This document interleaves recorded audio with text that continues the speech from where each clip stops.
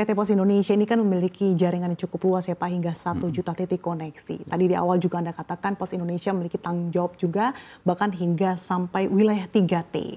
Bagaimana Anda menjaga kualitas layanan Pak di daerah 3T ini tapi sekaligus tetap menjaga performa bisnisnya? Tuh. Ya, pertanyaan yang menarik sebetulnya. Jadi mungkin di masa lalu membuka jaringan di daerah 3T desa mungkin sebuah beban gitu. Tapi setelah ini kami melihat bahwa ini adalah cara yang paling cepat sebetulnya untuk Pos Indonesia melakukan penetrasi ke pasar. Yeah. Sehingga kita duluan yang berada di daerah tersebut sebelum kompetitor masuk. Nah, itu satu hal yang positif.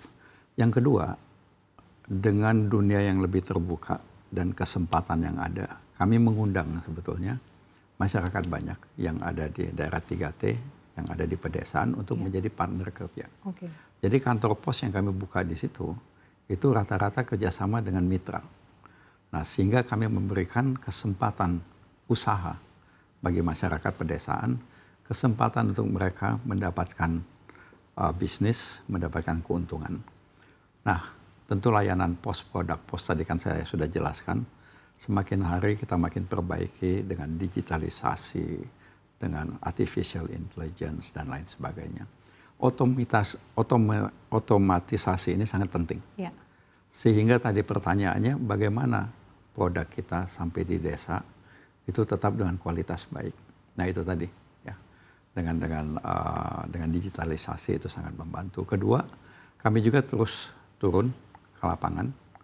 Ya, kami punya tim untuk memastikan kami memberikan training, pemahaman kepada teman-teman yang ada di lokasi tersebut.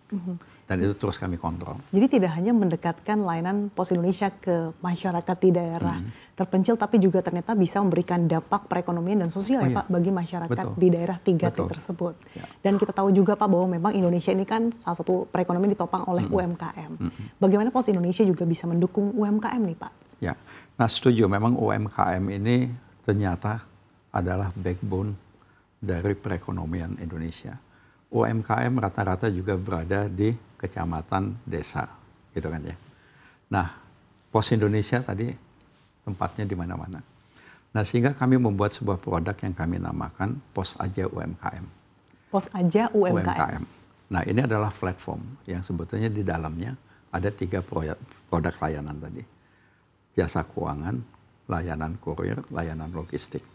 Di dalam platform UMKM ini juga membuka kesempatan kepada UMKM untuk bermitra atau mendapatkan informasi koneksi kepada e-commerce, baik e-commerce nasional, e-commerce regional maupun global. Nah, dengan harapan itu kami berharap ya UMKM terbuka untuk kesempatan yang ada. Dan yang kedua, kami juga menyediakan kantor pos itu sebagai seperti gudang mini, tempat UMKM menempatkan barang-barangnya, tempat UMKM berkumpul, bermacam-macam UMKM mengirim barang. Kalau satu-satu dikirim biayanya akan mahal, tapi kalau dikonsolidasikan biayanya tentu akan lebih murah.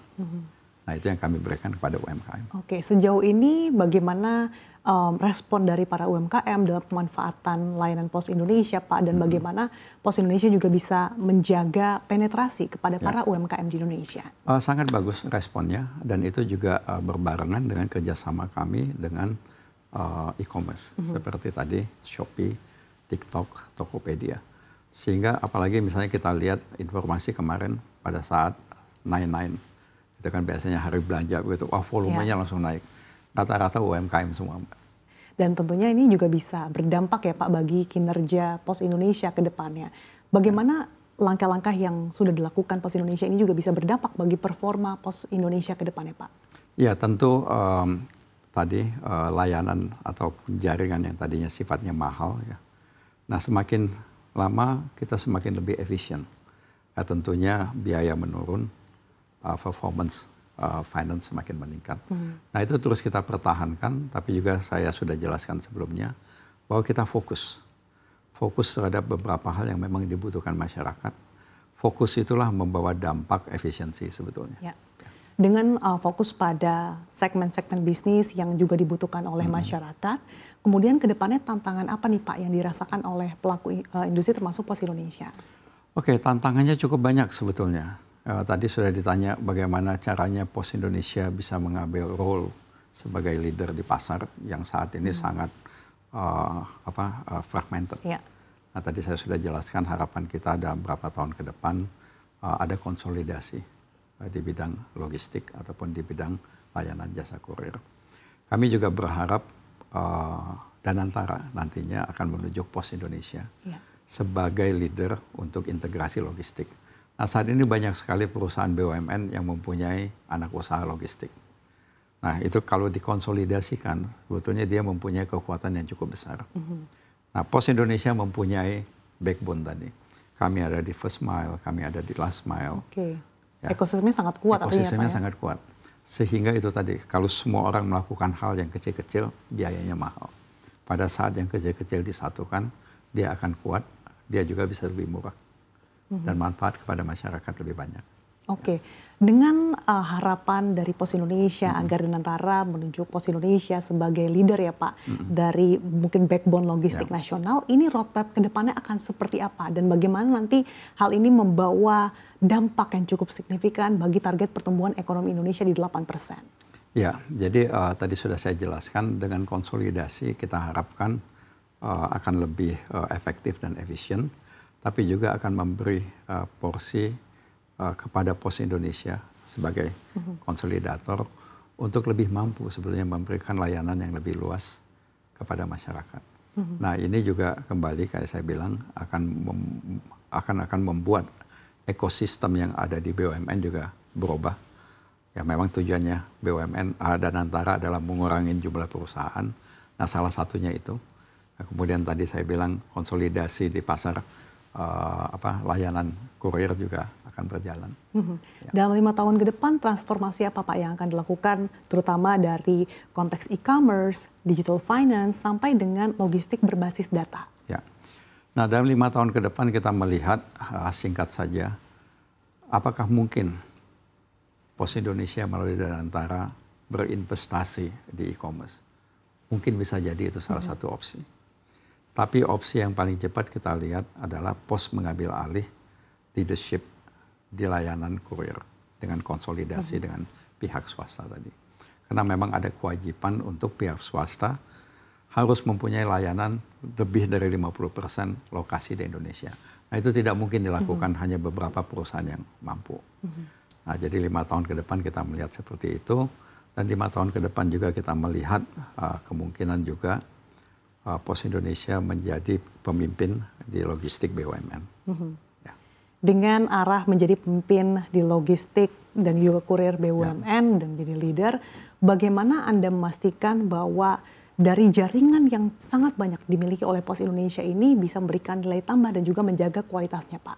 Ya, nah tadi saya sudah jelaskan, mungkin saya ulangin lagi bahwa dalam konteks digitalisasi, dalam konteks implementasi teknologi AI, Internet of Things, disitulah tadi kemampuan Pos akan bermain menjadi leader yang efektif dan efisien.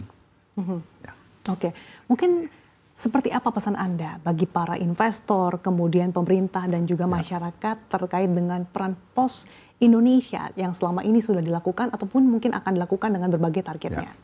Jadi saya mengulangin sebetulnya, jadi harapan dari Pos Indonesia kepada pemerintah, kepada swasta, kepada masyarakat, manfaatkanlah jaringan Pos Indonesia yang begitu banyak, begitu luas, apakah itu untuk kepentingan proyek pemerintah pusat ataupun pemerintah daerah, kabupaten, kecamatan. Kemudian untuk swasta kami mengundang untuk bersama-sama kita berkolaborasi, sehingga dari kolaborasi itu kita memberikan manfaat yang sangat-sangat baik, sangat positif kepada masyarakat. Sehingga tadi saya bilang biaya logistik makin murah dan perekonomian nasional menerima dampak positifnya. Baik, tentunya dengan jaringan Pos Indonesia yang sangat masif, lebih dari 1 juta titik koneksi ya Pak, dan ditambah dengan inovasi digital. Belum lagi nanti kita harapkan bersama dengan dukungan dari Danantara, artinya Pos Indonesia semakin mengukuhkan dirinya sebagai leader kurir dan juga logistik BUMN, sehingga juga mampu memberikan katalis positif bagi perekonomian Indonesia.